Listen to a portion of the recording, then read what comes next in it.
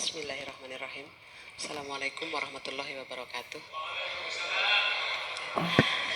Ada dua pertanyaan, Buya, yang ingin kami tanyakan. Yang pertama, yang sering diungkapkan mungkin di lingkungan hidup dan kehidupan kita terkait dengan makna daripada sebuah keikhlasan dan kesabaran. Kadang-kadang muncul ada kalimat bahwa sabar itu ada batasnya. Itu yang sering dimunculkan. Tetapi ada pemikiran kami bahwa Allah kan tidak memiliki ruang dan waktu. Maka kami punya pemikiran bahwa kesabaran sebetulnya tak terbatas. Itu yang pertama. Yang kedua, tadi yang disampaikan Buya terkait dengan puisi. Untuk menjadi orang yang santun sebetulnya tidak mudah, tetapi juga tidak sulit. Hanya kadang-kadang kita sering menginginkan menjadi orang yang santun, kadang-kadang kita menjadi kagum kepada orang yang santun, tetapi untuk mencontoh orang yang santun itu sepertinya sulit gitu. Nah, seperti apa yang harus kita lakukan padahal Allah itu Maha Penyantun? Apakah kita meminta kepada yang Maha Penyantun atau menyandarkan kepada diri sendiri yang saya kira tidak mungkin akan bisa. Itu saja barangkali, Bu ya. Terima kasih. Assalamualaikum warahmatullahi wabarakatuh. Waalaikumsalam. Tolong difokuskan. Pertama, sabar itu tanpa batas. Ya, ya. Begini, sabaro itu bahasa Arab kan?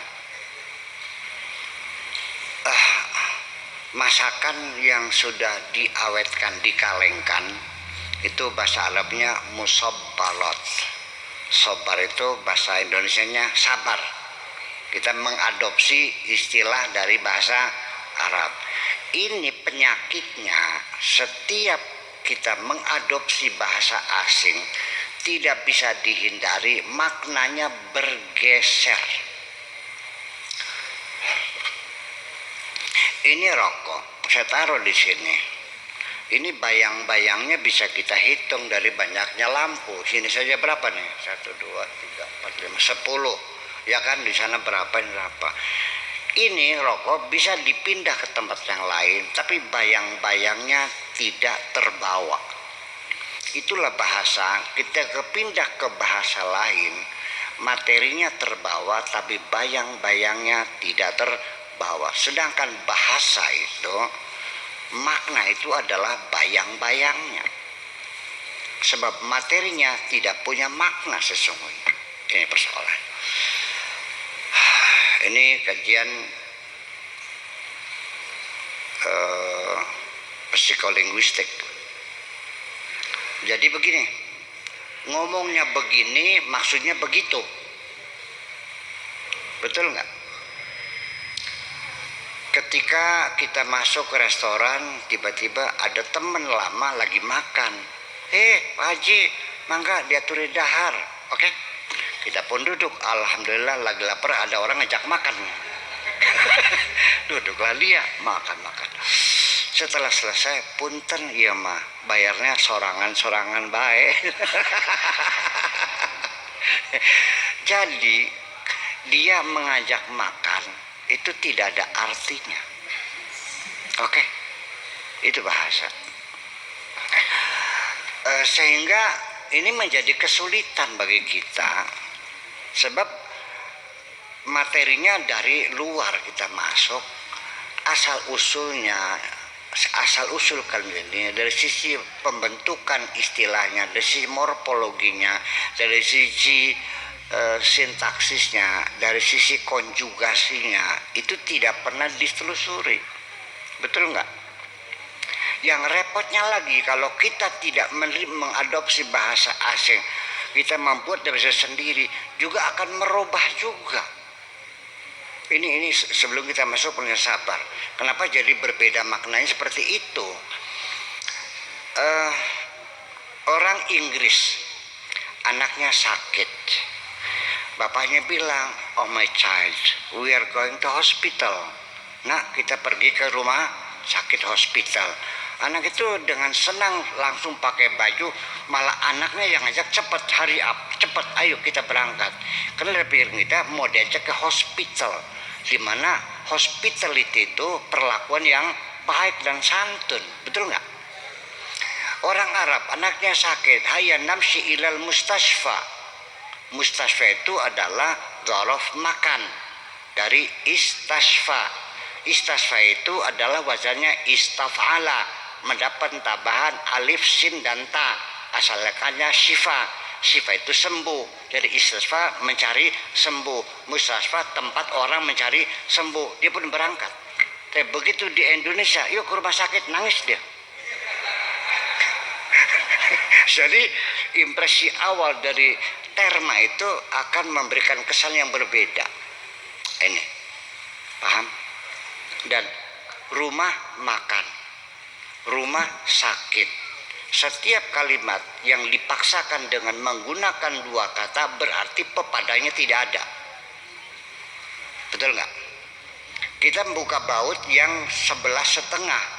Kuncinya nggak ada, adanya 11, 12, 13. Ini 11,5. Pakai kunci berapa? 12. Ditambah dengan apa? Obeng. Itulah makanya sering selek. Jadi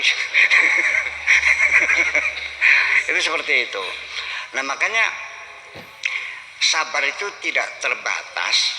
Ini begini, bahwa sabar itu tidak terbatas karena dia anti bakteri, anti virus. Dia akan bisa bertahan selamanya. Itu aslinya. Kenapa makanya innallaha ma'as sabirin? Allah selalu bersama orang-orang yang sabar. Allah ada batasnya enggak? Tidak mungkin sabar itu ada batasnya. Kalau ada batasnya tidak mungkin akan selamanya bersama Allah. Karena Allah tidak terbatas. Nah, jadi ketika ada orang perempuan, saya nasihat Bu yang sabarlah, jangan pernah minta cerai, karena perceraian itu bukan penyelesaian, hanya bikin masalah baru. Jadi gimana ya, sudah maafkan saja. Iya, pakai sudah dia datang, sudah ngelubluk di pangkon tuh, di pangkuan saya menangis, ya sudah maafin aja. Pak ya sudah pernah 5 kali ketangguhan selingkuh tuh. Oh gitu. Masih terus-terusan sampai kapan? Saya ini sudah 5 tahun bersabarnya. Kan sabar ada batasnya. Begitu dia bilang sabar ada batasnya, ini orang tidak mengerti makna sabar. Iya. Ternyata apa? Mari kita buktikan. Kenapa enggak purik? Purik itu pundung bahasa Sundanya ya. Kenapa enggak pundung-pundung? Karena bapak sudah mati, ibu sudah mati, mau pundung kemana? Jadi selama ini dia bertahan 5 tahun, itu bukan sabar, keterpaksaan. Jadi hendaknya kita bedakan orang yang sabar dan orang yang terpaksa. Baru sabar itu betul-betul yang itu sabar ketika ibunya datang. Neng, kalau suami sudah tidak sayang, daripada kamu sengsara, sudahlah suami istri ada cerainya, tapi dengan ibu tidak pernah ada cerainya. Yuk kita pulang saja, Ma. Nggak mau, Ma. Bagaimanapun ini suami saya tidak akan meninggalkan suamiku. Kenapa? Karena aku masih mencintainya. Baru itu hebat. Betul? Iya. Ya, terus yang kedua apa lagi tadi?